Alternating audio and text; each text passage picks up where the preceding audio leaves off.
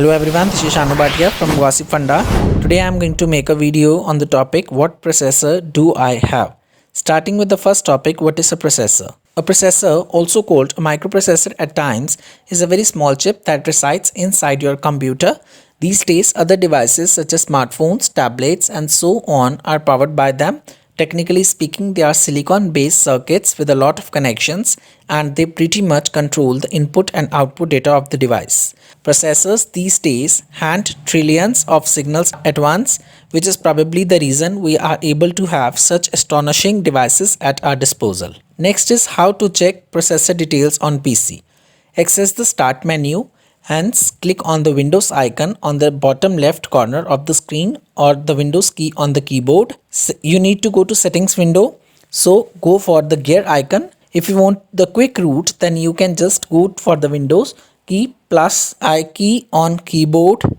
Once you get to the Settings window, you will see several options. Choose the System option. Now select About option. After that, divert your attention to Device Specifications section. You will be able to see the processor name, its speed and other specifications. Next is how to check the processor type on an Android device. Go to the screen where your all apps are. Open settings by tapping on the app. In your smartphone, you can get to settings from notification screen. You can also get it through a shortcut if you set up one or just put the Google Assistant to work. Now scroll down till you come across the About Phone option. There will be a section for it. It will be named as processor. Your phone might only show the name of the processor. So if you want further details about it, just use Google. Next is how to get the complete detail about the processor on your phone. If you follow the above steps, you will get the necessary information and that will probably be the only thing that you may need in most of the situations, but there are times when you will need more than the basic stuff to go by. For this situation, the best thing to download CPU-Z app from the Google Play Store. This app is really great one.